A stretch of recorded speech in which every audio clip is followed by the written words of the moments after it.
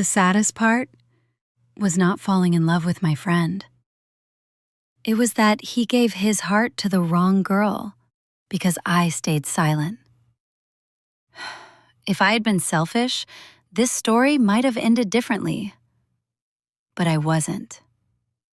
That evening, the campus was almost empty.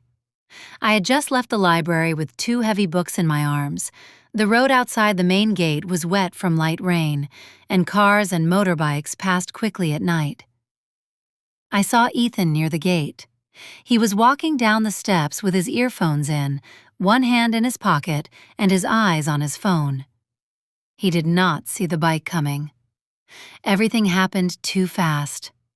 A motorbike came around the corner. Ethan stepped forward. I dropped my books and ran. I pulled him back as hard as I could. He slipped, hit the side rail, and fell to the ground. His head struck the pavement. The motorbike did not stop. I knelt beside him. "Ethan?" He did not answer. There was blood near his eyebrow. His eyes were closed. My hands were shaking. I called for help, took off my cardigan, pressed it near his cut, and kept calling his name. Then, a girl from the business department stopped beside us. Her name was Claire. She was calm and confident. She looked at Ethan, then at me.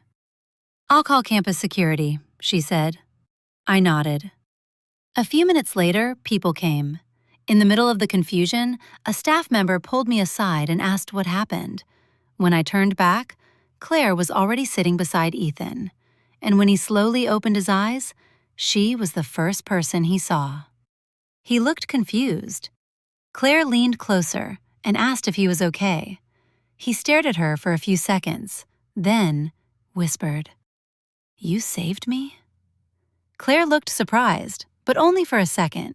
Then she said, "You're okay now." She did not say yes, but she did not say no, and I said nothing. At the hospital, I stayed until midnight, not inside his room, just outside, with scraped hands and wet shoes, hoping he would remember. But memory is cruel when it breaks in the wrong place. 2 days later, Ethan came back to campus with a bandage on his forehead, and everyone asking if he was okay. By then, the story had already changed. Ethan had an accident near the gate. Claire stayed by his side. Claire saved him. No one asked me. I told myself it did not matter. He was alive. That should have been enough. But then, Ethan started looking at Claire differently. At first, it was gratitude. He bought her coffee. He walked her to class. Every time he looked at her, his face softened. I had liked Ethan long before that night. Not loudly, not in a way anyone could notice. I had loved him in silence for months. Then I saved him, and somehow, that was how I lost him. A week later, he sat next to me in the cafeteria. I tried to act normal. He smiled and started talking about Claire. He said he could not stop thinking about her. He said waking up and seeing her there felt like something out of a movie. He said maybe some people come into your life for a reason. I just listened. That was the cruel part. He was telling me my own story, but with someone else inside it. I could have told him then. I could have said, it wasn't her, it was me. But he looked happy.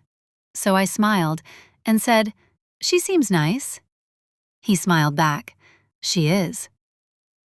After that, things moved quickly. Claire never said she saved him, but she never corrected him either. She stayed in the place where his gratitude could slowly turn into love, and it did. I watched it happen. One evening, I heard Claire talking to her friend outside the restroom. Her friend asked, "So did you really save him?" Claire laughed quietly. Then she said, "He thinks I did." That was all. No guilt, no shame. I stood there in silence. The worst night came a month later. He confessed to Claire, and Claire said yes. After that, Everyone talked about them like they were fate. The girl who saved him, the boy who fell for her after waking up and seeing her face first. People called it romantic. I still saw Ethan around campus, still saw Claire beside him, still heard that story repeated like it belonged to them. He never knew the truth. Maybe he never will. Sometimes I still think about that night, about my hands shaking while I begged him to wake up. He did wake up. He just did not wake up to me. I saved the boy I loved. Then he opened his eyes, saw another girl, and gave his heart to her.